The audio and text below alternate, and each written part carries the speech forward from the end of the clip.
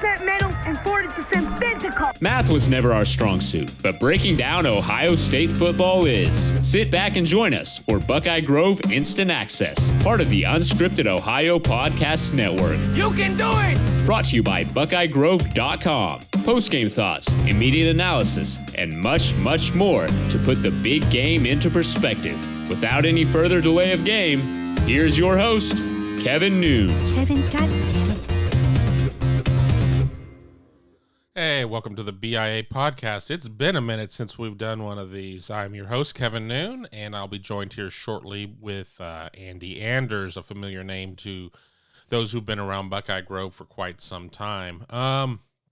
We are still on the heels of an Ohio State 7-point win over Indiana, and obviously that's going to be something that we are going to talk about at length here. In fact, that may be the whole show. We'll kind of see how things go.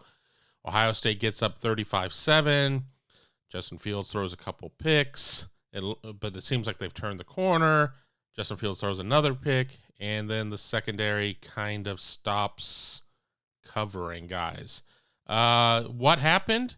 I don't know if any of us have a great answer, but I'm going to bring in Andy now, and he is somebody who is quite the student of the game. For those of you who are with us now, you know that he covers recruiting for us, but he certainly has a mindset of breaking down games and what's happening. And, first and foremost, Andy, welcome to the show. Well, thanks for having me. It was a strange one on Saturday, not to make this all about myself, but it was a strange one for me watching the game from home. The first time I'd not been in the press box since the 2006 season. So I had a weird vantage point. Everybody's like, oh, you probably drank a bunch of beers. And not during the game. I had to work, but I drank a couple after because I had a hard time processing what I saw. What were your overall impressions? And I know that's a real broad question to ask you here point blank, but what were your overall impressions of the game? Well, yeah, I think, honestly, the secondary is the main issue, point A, B, and C for what this team needs to fix. I was actually, as rough as the offense looked at times, just with Justin Fields probably having his worst game as an Ohio State quarterback that he's had, and that's saying something considering he threw for about 300 yards. But I think at least every single other unit on the team has shown flashes at some point. The offensive line has great plays. There's some inconsistencies that have happened, but they have, they've shown a lot of flash and a lot of really good protections and run blocking schemes. The linebackers have looked really good since about week 2 of the season. The running game was much improved this weekend. Obviously, Chris Olave, Garrett Wilson, the receivers are going to give you a lot every week. The defensive line, while they don't have the Velcro rush in, like the Chase Young or the Nick Bosa or the Joey Bosa this year, they have great interior linemen with Pascal Garrett and Tommy Togiai, and the defensive ends aren't going to hurt you between Cooper and Friday and Jean-Baptiste and Harrison and Smith. So the secondary is the only unit right now that looks like something that hasn't looked like it could be fixed, at least in the first 4 weeks. There's a lot of issues there, and it's something that could, when the team's operating at its peak, we haven't seen that unit be successful yet. And I think some of it's obviously the talent departure. With obviously you're losing 2 first-rounders at corner and another NFL draft pick at safety. It's going to be a bit of a dip.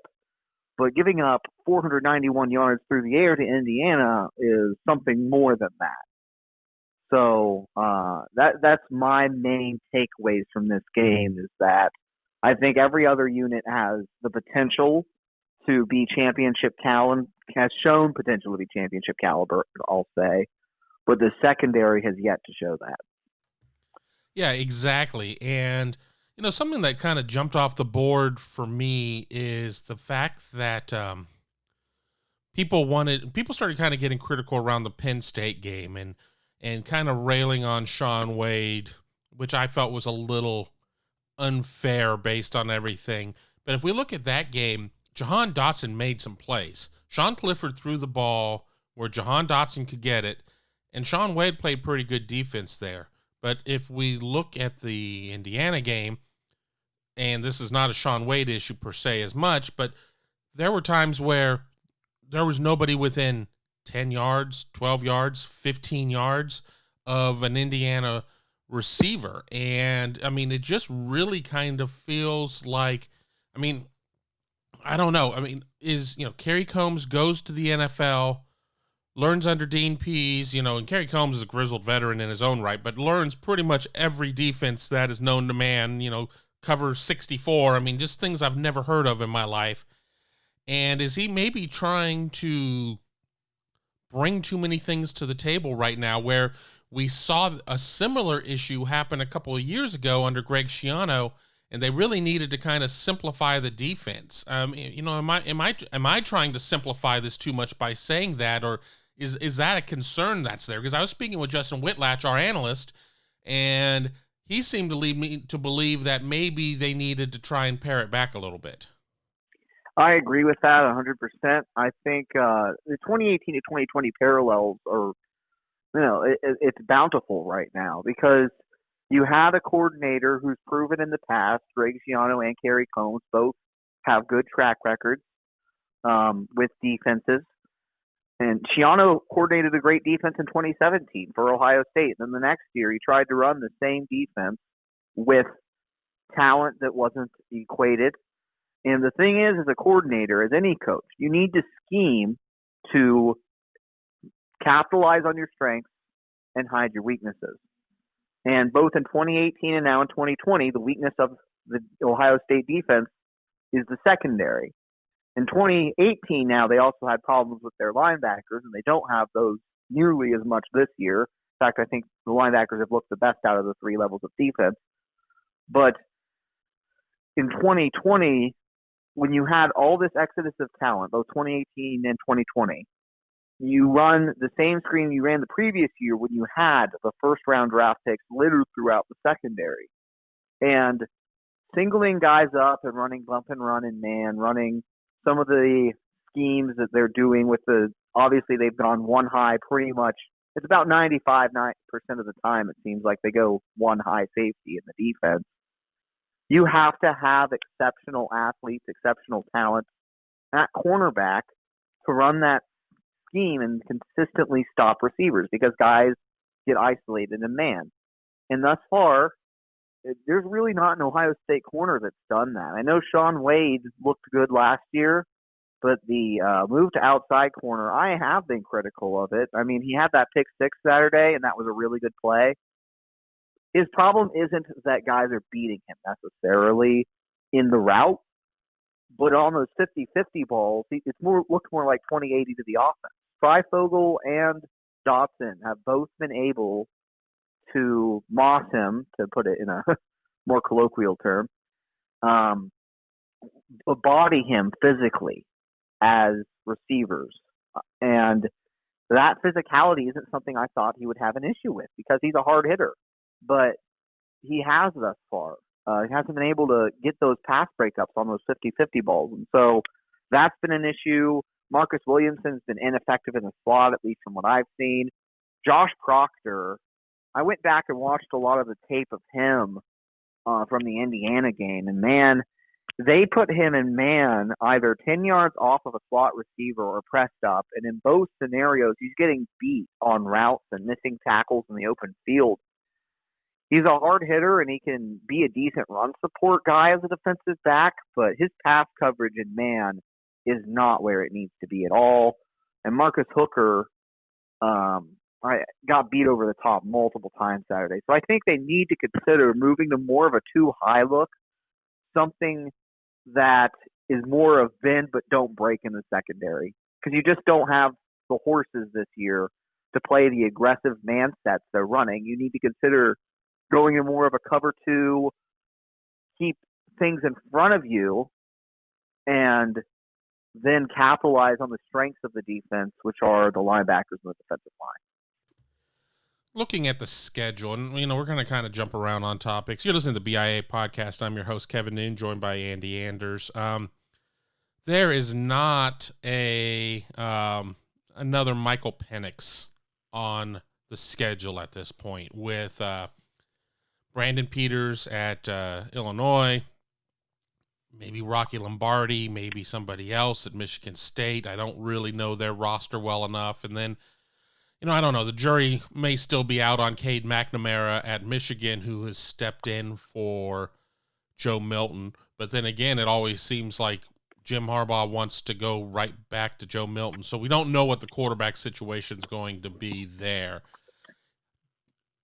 Is it as simple for these teams that pop in the Indiana tape to see what it is that Indiana did against Ohio State and try to replicate it? Or was it just a matter of it was kind of a perfect storm? Michael Penix, probably one of the best quarterbacks that we're not talking. I mean, Ohio State fans are talking about him now, but maybe is not getting talked about nationally. You have Freifogel with a couple of 200-yard games in a row.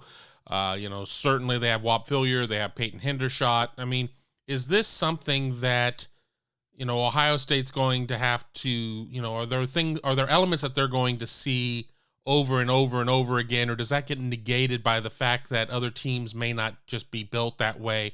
Illinois is a top 25 team nationally running the ball, not so much throwing it. Michigan State is not top 25 in anything. And then, of course, there's Michigan. But yeah, I don't think, and now they're probably going to play Northwestern now in the Big Ten title game after they beat Wisconsin. I don't think there's anyone left they'll play in the Big Ten that can really challenge the secondary quite like Indiana did. I think Michael Penix, and another thing that Penix did really well in that game that hasn't been talked about as much as his release. Ohio State was getting pressure consistently, guys in his face, getting into the backfield, but they only had a couple sacks.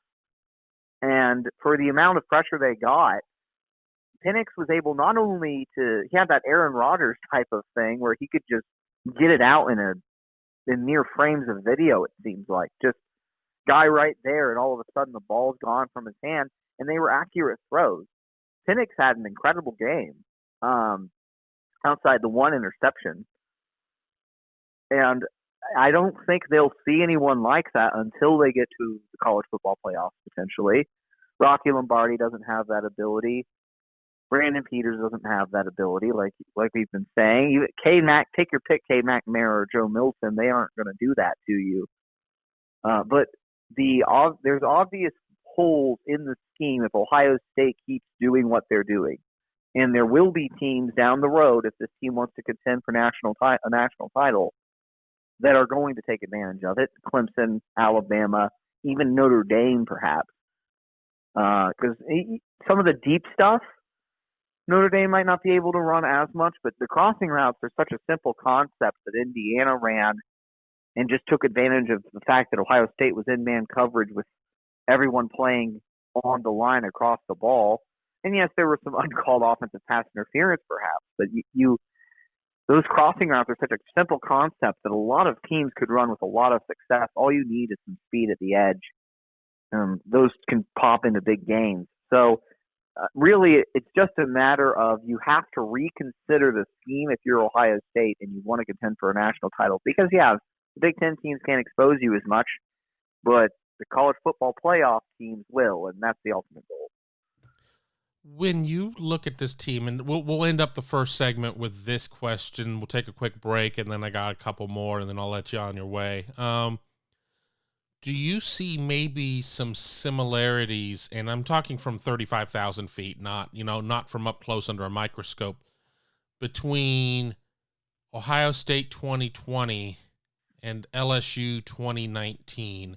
And I say that with a huge caveat on there. I mean, LSU did have Derek Stingley Jr., one of the best young defensive backs in the nation. They did have the winner of the Thorpe Award, but, goes to the nation's top defensive back as well. But LSU sure struggled defensively in a lot of ways, but more than made up for it with its offense. And Ohio State is still a statistical, a top team, top 10, top 12, top 20 in almost every category right now. Outside of, even people wanting to bag the running game, which was averaging 208 going into the last game, ran for 307 on 50 carries against Indiana. Do you see some of those similarities again from that mile high view? Yeah, when the offense doesn't shoot itself in the foot, it might be the best in the country. Alabama and Clemson also have their bid to that title with, Etienne and Lawrence at Clemson and what Mac Jones has done with Alabama's passing game. But when the offense is firing on all cylinders, you could make an argument it's the best in the country. They had penalties and turnovers in that Indiana game that killed drives. If they don't shoot themselves in the foot come playoff time, they're going to be really hard to stop. So the parallels with LSU, the thing about LSU is that, yeah, they had that talent all along, and it came together at the end of the season. The defense was a problem early, middle of season, but then by the end, come playoff time, I mean, they held Clemson to 25 points. They shut down Oklahoma. LSU's defense proved to be phenomenal at the end of the year. They had to figure some things out. And so that's the story you're looking at now for Ohio State. Is this going to be 2018 where it's an issue that the coaching staff refuses to fix or doesn't have the ability to fix, and it just lingers all year into, they had the overtime game with Maryland that was 52-52 and came down to a 2-point conversion? Is it going to be that sort of systemic thing that lingers the entire season and then burns them when they play a Trevor Lawrence or a Mac Jones? Or are they going to be LSU last year? Because they have the offense in place to do that, where the offense is able to pull the team along and ensure that they can keep conference opponents at arm's length or scratch out close wins when needed, like against Indiana as it turned out Saturday. And then the defense figures out some things and is good enough, gets to a good enough place. They don't have to be the best defense in the country with this offense. They need to be, if they want a national title, you got to be top 20 defense in the country.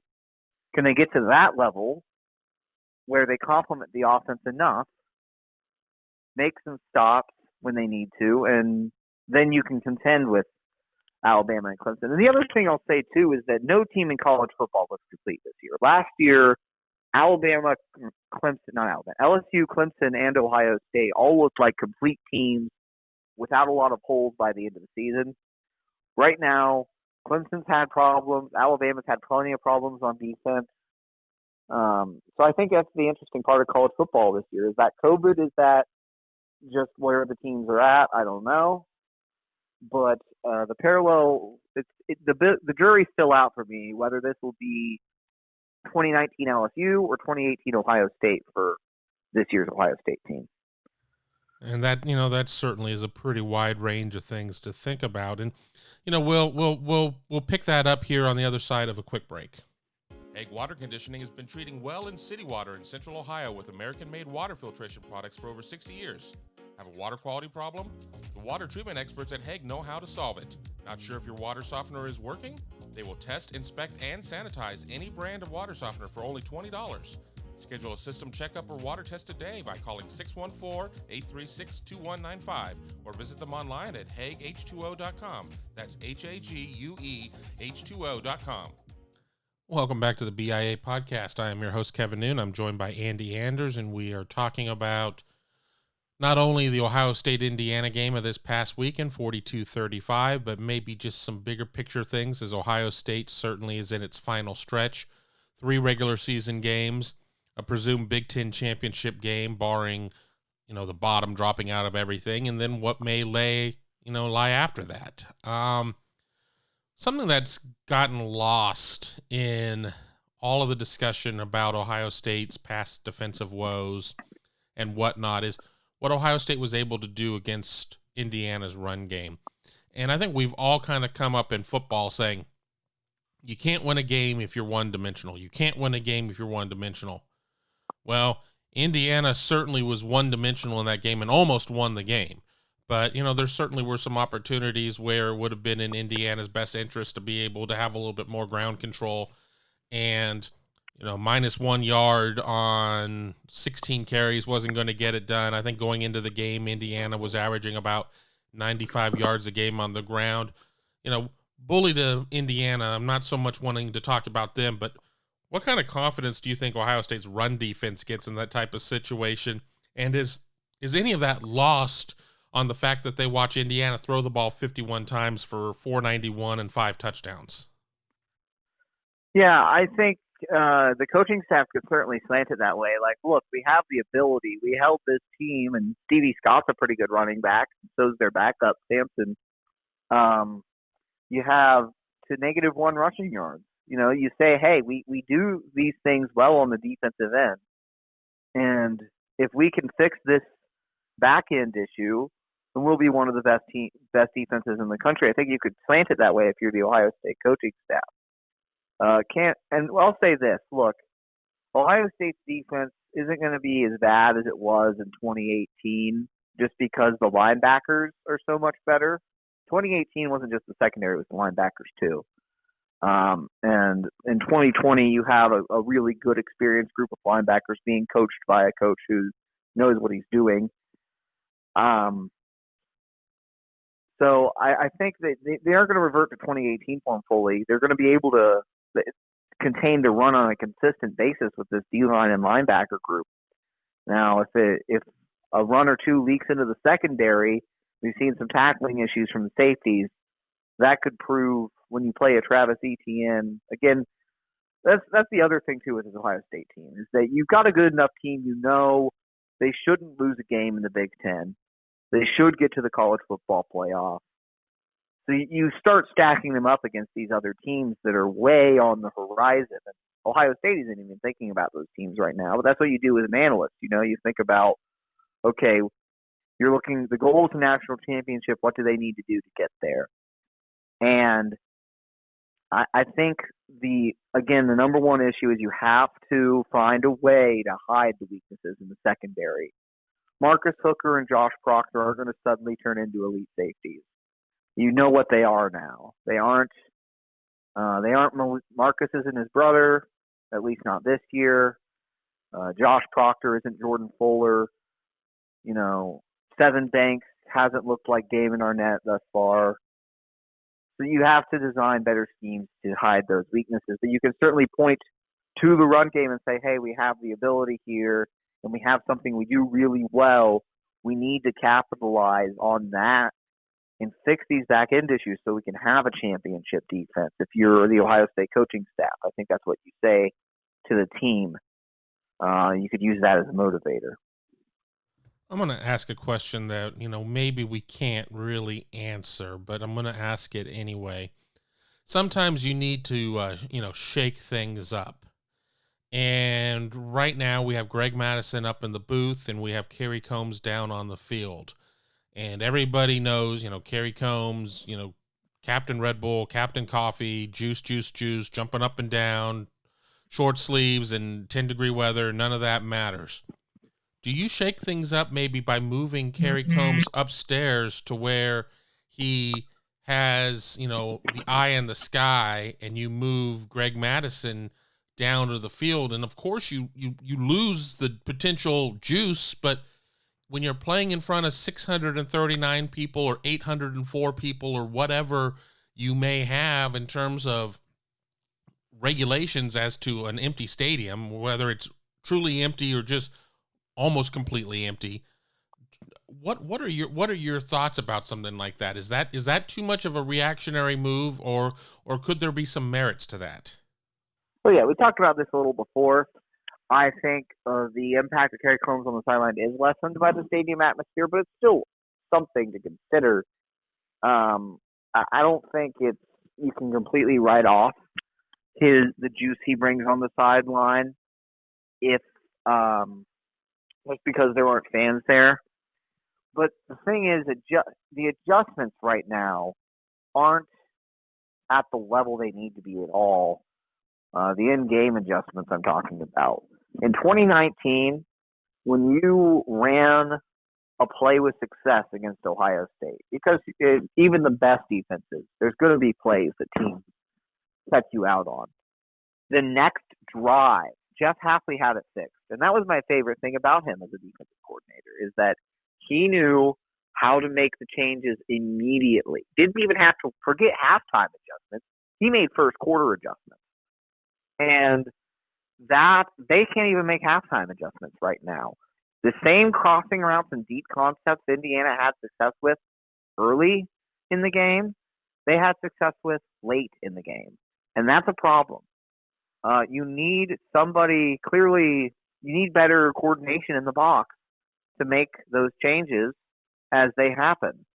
If that means putting Kerry Combs up there because he is better at that aspect of coaching, then that's the change that needs to be considered.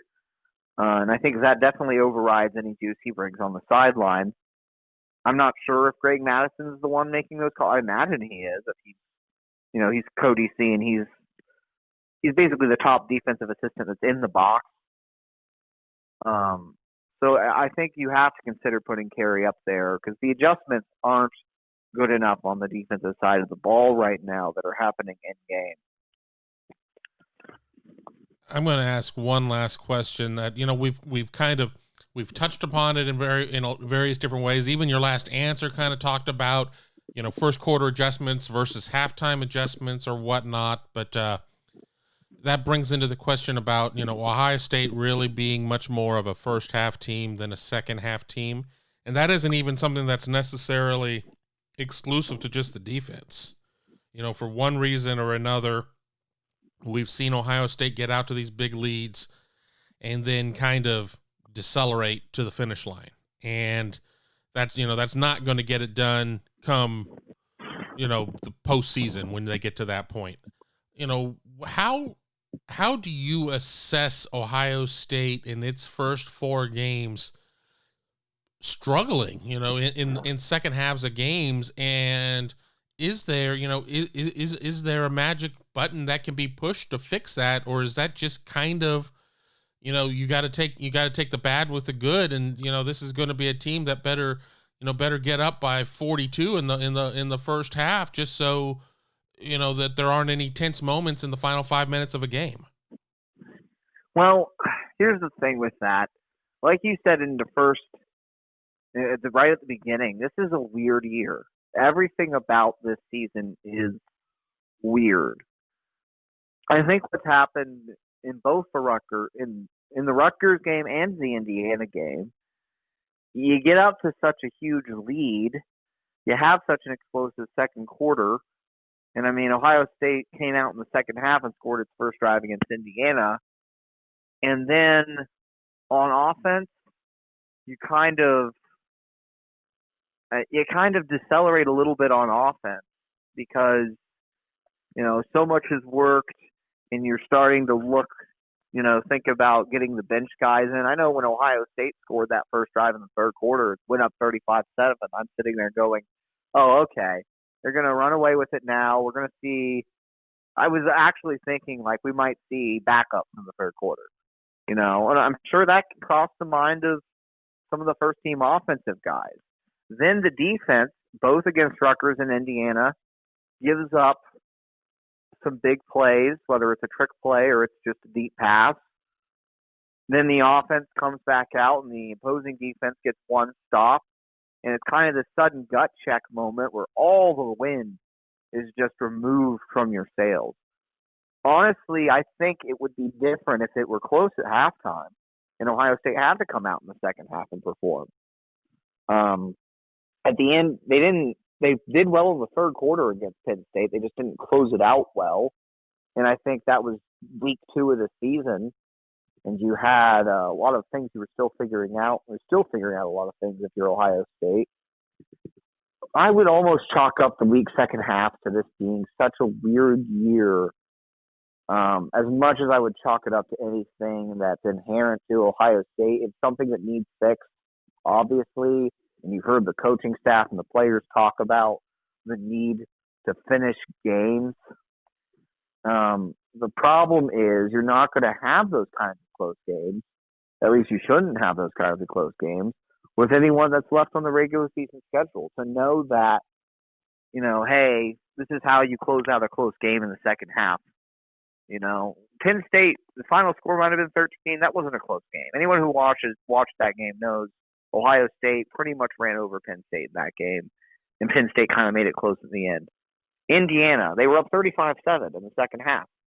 And again, like I said, you get that win taken out of your sails because the defense is giving up.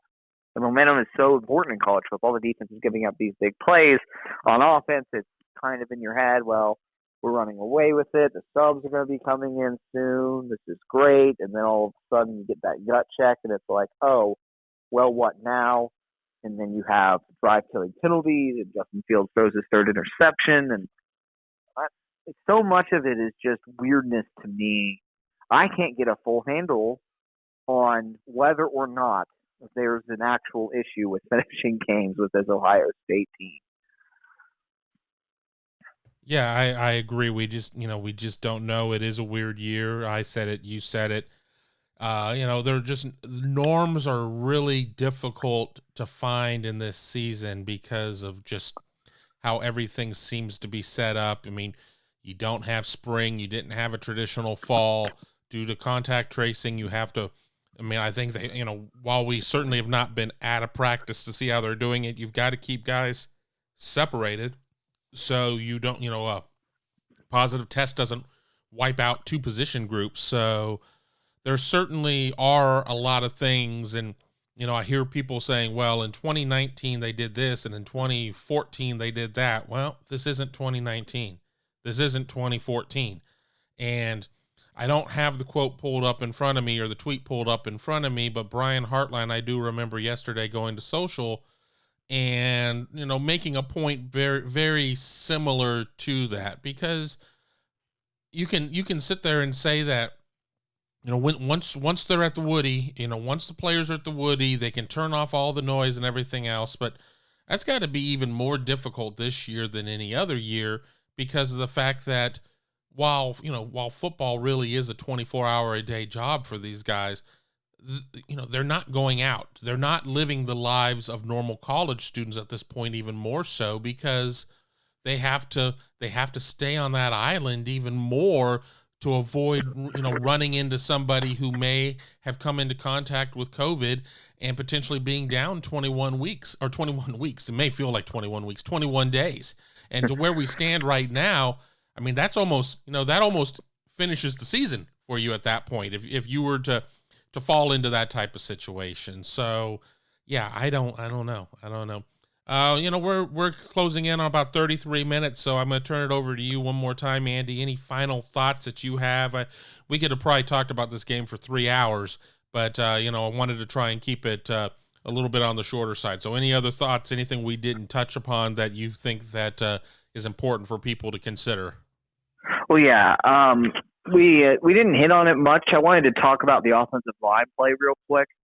I think that, honestly, people shouldn't be as concerned as some of the stuff I've seen with this offensive line. You look at it man-to-man, matchup to matchup.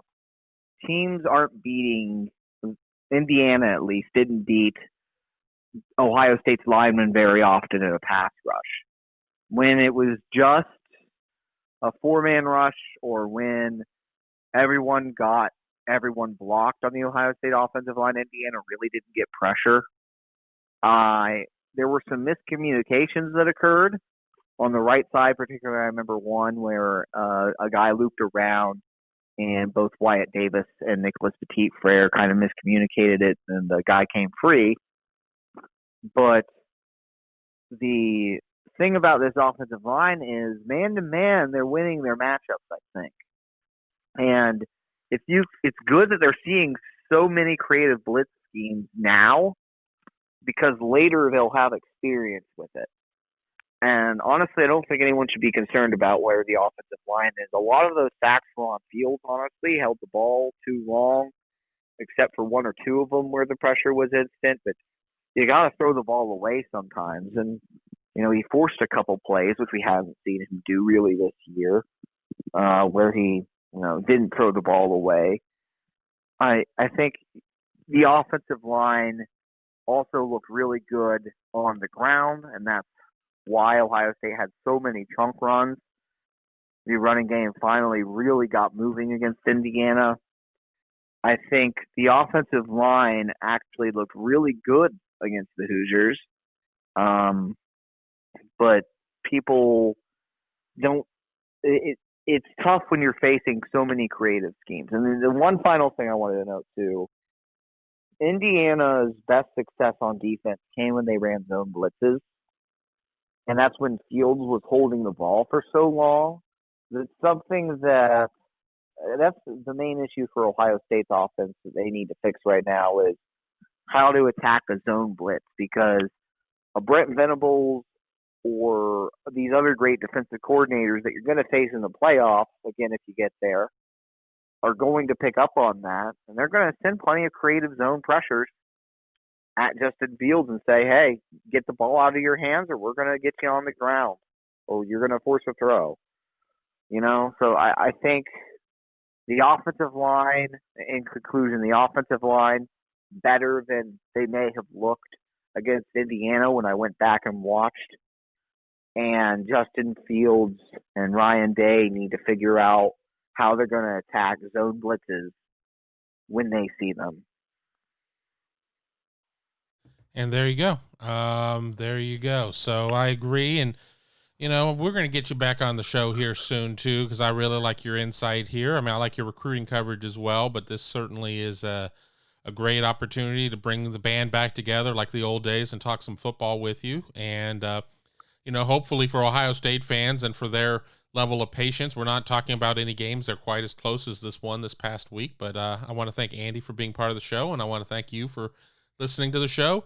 It's the BIA podcast. We try to go on every Monday, Wednesday, Friday. As I said, we didn't do a very good job the past couple of weeks, but we'll do better. And, thanks for listening. Be sure to subscribe, and we will talk to you very soon. Be sure to stay up to date with Buckeye Grove Instant Access when the news breaks or after the big game, exclusively at BuckeyeGrove.com or anytime on SoundCloud, iTunes, Google Play, or Stitcher as part of the Unscripted Ohio Podcasts Network.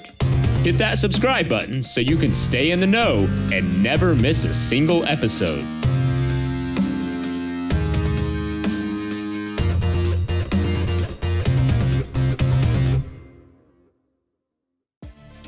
Thanks for watching. Be sure to click on that subscribe button so you don't miss a single thing, and come visit us over at BuckeyeGrove.com for all the best Ohio State information on the web.